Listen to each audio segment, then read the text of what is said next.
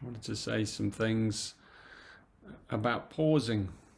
The art of contemplation is based on the foundation of pausing. What does it mean to pause? And read a little from my book, The Art of Contemplation, available on Amazon. Creating pauses. A major part of the art of contemplation is to engage your own spirit of creativity. It's up to you how you create more pauses in your day. Pausing is a form of self-discipline, and it takes some time to re-imprint the habit in your life. However, once we've begun the process, it can be fun and revealing. So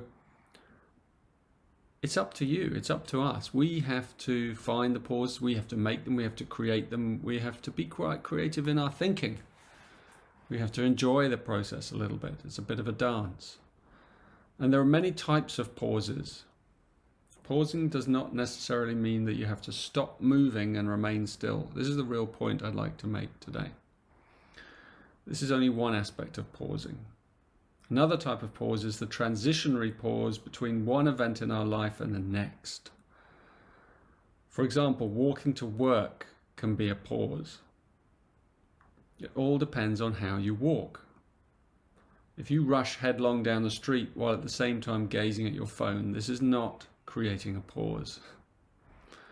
If, however, you saunter along the road at a leisurely pace, enjoying the fact that you're truly savouring this moment, then perhaps your lips will curl into a smile, and for a few moments you'll feel truly free and relaxed. And in the book I talk about these moving pauses. There are many moving pauses in our lives, walking, running, shifting from one thing to another. Anything that breaks the monotony of our ceaseless activity can be classified as a pause. The trick is to notice them. So we have to be quite kind of creative in the way we think about our lives. You have to rethink perhaps your life. Like if you're on the way to work, or if you're on the way somewhere, perhaps you'll give yourself a bit more time deliberately in order that you can meander a little, in order that you can saunter. I mean, it's quite, sometimes it feels in our modern world, it almost feels a bit naughty. Like you're setting up your life so that you can be a bit naughty, you know, so that you can just drift a little. You can exit the game, and you can be among others who are, you know, perhaps shuffling along and busy about their day and busy about, you know, whatever it is they're involved in. And yet you've given yourself these 5 minutes, this additional 5 minutes, so that you can just sort of drift a little, so that you can linger, so that you can meander, so that you can saunter.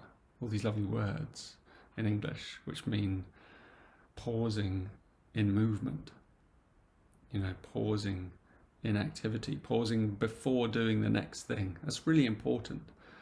So often we rush headlong from one activity to another, and there's a natural pause, a natural break as that activity stops and before the next one begins. And the more we find these breaks, these natural patterns of flow, then the more poetic our life becomes, the more leisurely, the more dreamy in a way, the more romantic.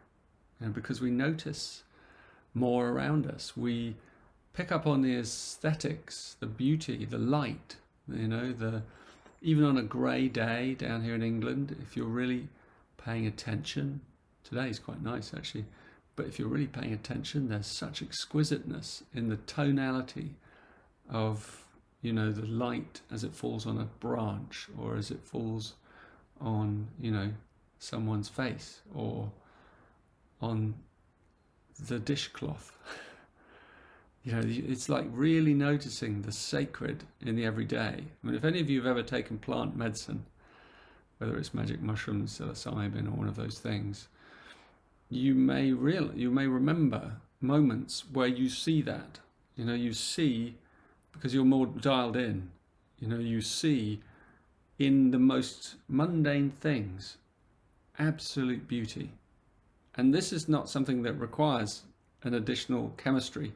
This is part of something that we can develop inside us. It's an aspect of our perception that we can enhance through the self-discipline that comes from the art of contemplation. Contemplation is an amazing tool because it is an art.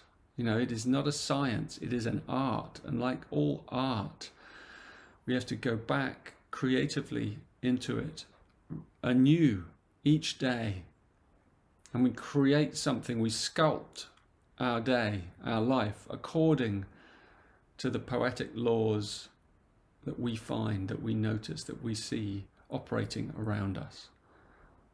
So if you're in the midst of the city and the hubbub and the craziness, there's great, great beauty in the dreariest office, in the greyest, exhausted faces of the train on the way home. You know, it's great beauty if we can look, if we can see it. You know, we just have to pay attention. We just have to come off our screens for a moment and pay attention, and we will see it. And then when we've seen it, we engender a little bit of majesty. We engender a little bit of the memory of the revelation of this is what life is for. This is what it's for. In Gene Keys, the very first gene key is beauty. And that's why we're here. We are here first and foremost to model beauty, not necessarily, you know, in like having to look beautiful, but to see it, to perceive it everywhere, behind everything, at work, even in ugliness, even in pain. You know, there's fragments, little moments of beauty. And the art of contemplation teaches us how to see them.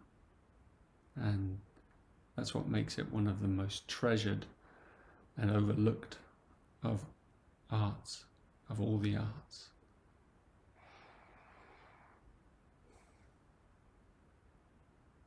So go out there into your lives